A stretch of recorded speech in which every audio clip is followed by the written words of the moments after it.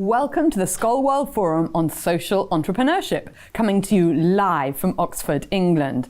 And now we're going to be having a fascinating conversation because we are going to be talking about new ways of raising finance to create major impact and tackle one of the biggest challenges of our age, the challenge of access to safe and clean water. And I'm delighted to be joined by Alix Libec, a non-profit leader by day and a dance enthusiast by night, a dance enthusiast.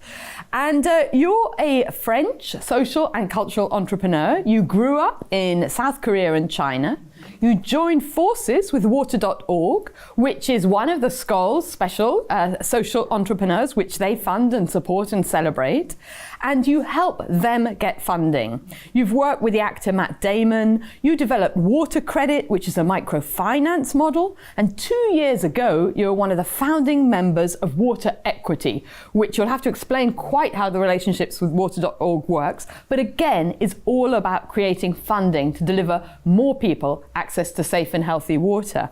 And before that, you were part of the Clinton Global Initiative, drafting speeches for the former president and for the World Bank. And you're a pretty serious dancer on the side. You've been trained in jazz, funk and hip hop across the world. So I'm very much looking forward to meeting you.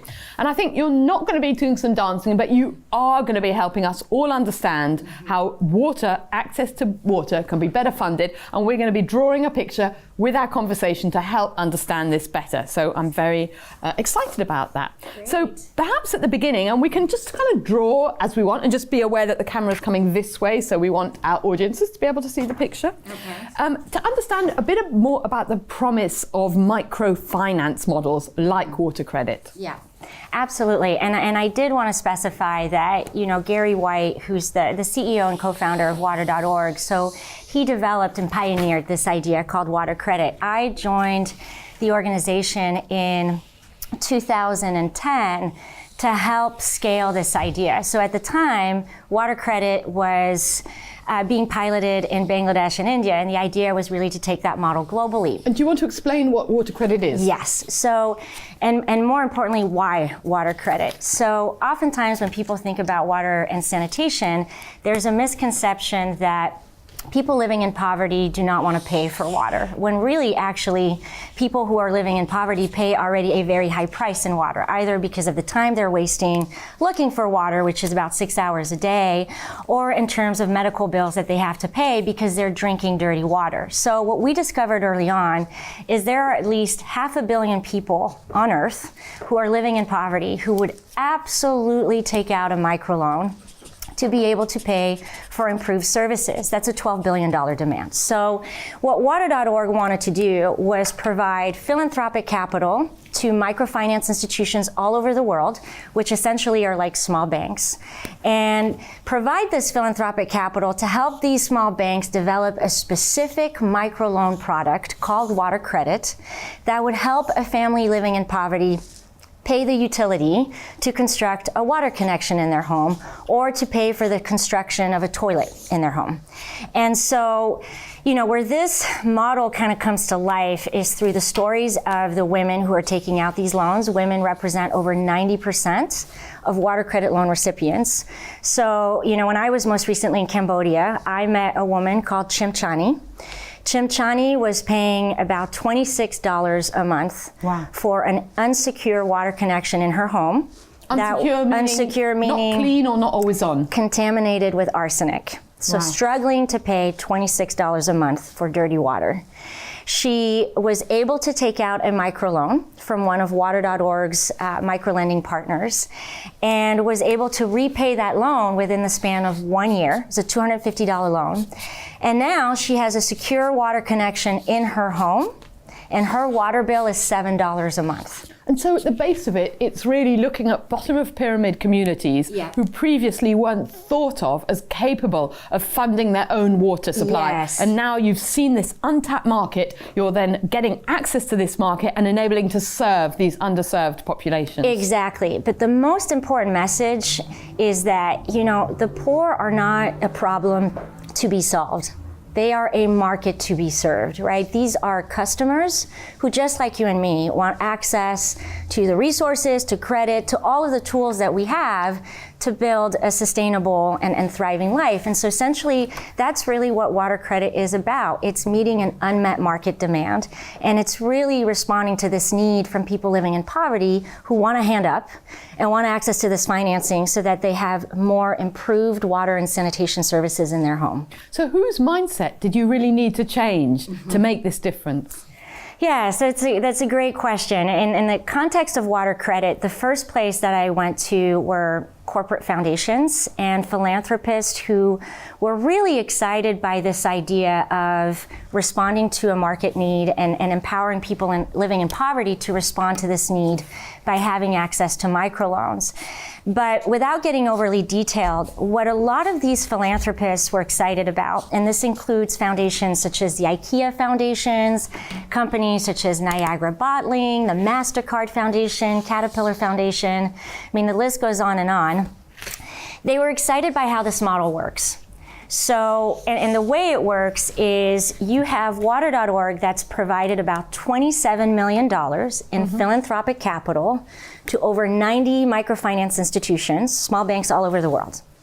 The small banks are using that capital to develop this loan product. With that support, those microfinance institutions have raised over $1 billion in commercial capital to provide over 4 million loans to families living in poverty. So if I'm a foundation, this is great bang for my buck, right? It's a lot of leveraging. There's so much leveraging. And how does this small amount of money enable all those small microfinance institutions to get this corporate money? Because the scale, I'm not quite following how you managed to leverage that degree of scale. Right. So no matter what, these microfinance institutions, many of which are tier one, which means they've shown years of profitability, they have at least $50 million in gross loan portfolio outstanding, meaning they're big institutions who have engaged in microlending for several years. No matter what, they are raising capital locally, right, to provide income-generating loans to entrepreneurs for all areas of their business. But in the context of water and sanitation loans, you know, for many of these institutions, this was new, and there's always a cost when you have to develop a new product. So what Water.org did is we said, look, we'll share the risk with you. We'll give you grant capital so you can cover your costs of developing this new loan product. And then no matter what, out of the billions in capital you're already raising locally, now you'll have a product that you can steer some of that financing to, which at the end of the day is helping people get access to water and sanitation. So Water.org is also helping provide these water products, and then WaterEquity is helping via this sort of circuitous route to funds. So I'll explain the distinction. I know it's confusing. So Water.org raises grant money from an IKEA foundation. They then use that grant money to provide a grant to an MFI who's going to develop a microfinance institution, who's going to develop this water credit loan portfolio. And that MFI is now all of a sudden using the commercial capital they're raising locally to provide that loan. Now, here's the challenge. The demand for this type of water credit loan is tremendous, right? There's a $12 billion demand for it. So these microfinance institutions said, listen, this is it individuals who are taking out money, or families, communities, or water providers? It's mostly individuals. So it's usually the family, the head of the household, who's taking out this loan. So these microfinance institutions came to us and said, look, this is working. But if we could just get investment capital for a slightly better rate than what we're paying the local commercial lenders, then we could scale this significantly faster. And that's where WaterEquity came in. We came in as an impact investor to help provide more affordable investment capital to help scale all of this. So essentially, Water.org, through these partnerships with the microfinance institutions, developed an excellent deal flow for us to then come in and invest in. And that's really what we've been doing over the course of now 2 funds that we have under management at WaterEquity. And you're welcome to I was trying to draw as you were talking. I like what you're doing. So this I was is thinking great. about sort of solving the whole world in the water, solving families' issues, using healthy water for communities to leverage up, and the sort of the money finance side of it, enabling the water and water access to leverage up. I like this a lot. I can't say that my art will be as good So that's, yeah. So what are you drawing over here? This is, I want to draw two hands shaking hands. Okay. In the sense that, you know, one of the reasons I was incredibly excited to join water.org in 2010 and then WaterEquity is that it's really about challenging the way that we have done aid for many years. In the sense of perceiving those living in poverty differently and giving them a seat at the table. It's leveling the playing field for that. But it's also pointing the way to how different forms of capital are so essential for us to solve this crisis. We know that we can't solve the water crisis with philanthropic capital alone. We need investment capital.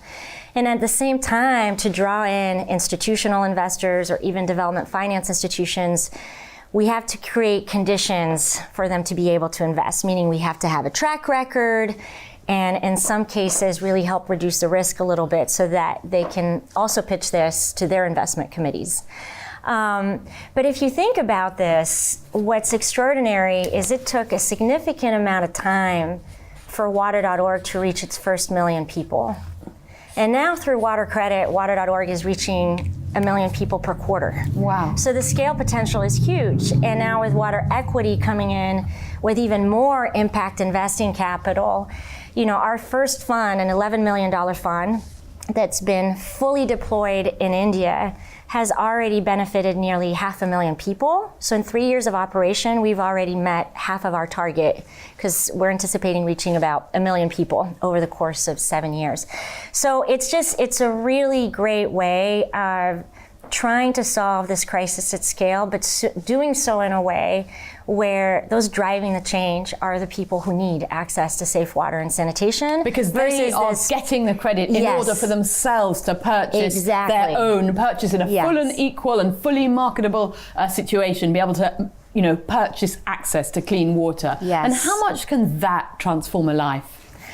There's nothing like seeing someone get access for water for the first time. I think, you know, it's very hard for us to relate to this global water crisis because we don't know what it's like to wake up in the morning and not have water.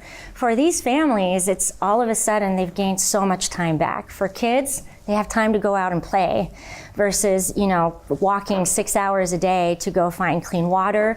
For a woman, it's a chance to build her own business because now she has time.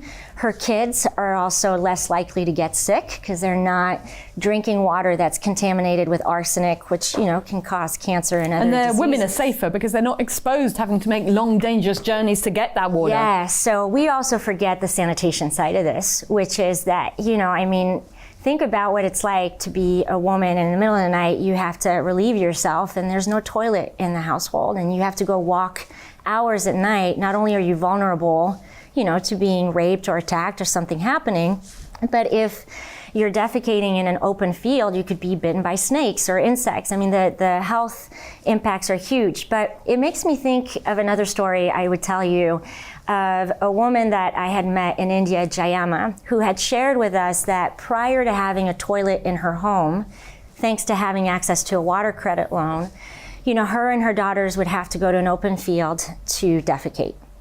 And every time they went, all the men who were working in this field would watch them. And it was so humiliating for them that they would starve themselves for up to 3 days to not have to go through this journey of going to the bathroom, you know, in front of other people and especially in front of men. And when I heard that story, I thought, my goodness, we are in 2019. You know, we have cell phones, we are going in outer space. Like how is it possible that we are okay, you know, with nearly 2.3 billion people not having access to a fundamental basic service? And more importantly, knowing that a significant amount of those people would absolutely be willing to pay for the services if we just give them a hand up by providing a microloan. And if people can't afford the microloan, does WaterOrg.org step in? So there's a lot of organizations doing great work in this sector. So I would say that there are other organizations who really specialize in that area versus it's in areas where you need to dig wells. So because you're that's not when a community quite operating in bottom of pyramid, you're doing just above? No, I mean, the people who are taking out these water credit loans earn anywhere from $2 to $8 a day. So it is bottom of the pyramid, right? And again, it goes to that conception of poor people are already paying a high price for water, so they can't afford these loans.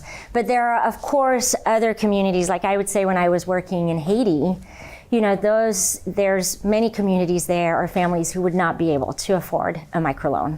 So it varies. Yeah, it's really exciting stuff. And just finally, before we finish up, because as well as doing this work, as I hinted at the beginning in the intro, you've got another secret life. You are a dancer, or somebody who enjoys a whole host of dancing. So how does that fit into your work? Yeah, so I have always loved dance.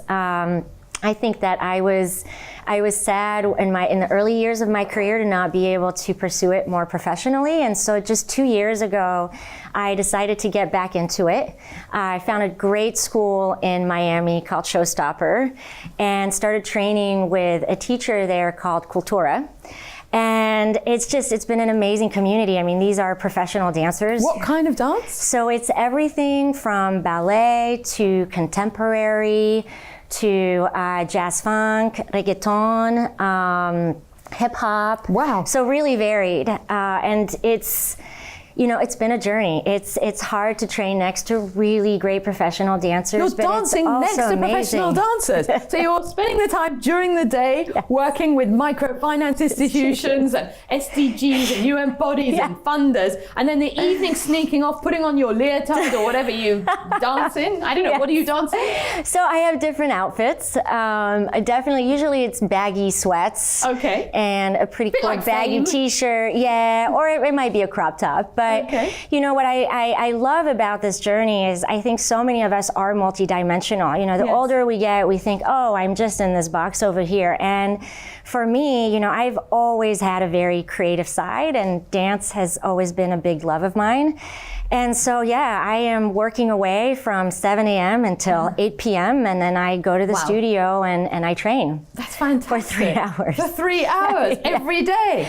Almost every day. That's yes. amazing. And at any point, do you think you'll be tempted to make the switch?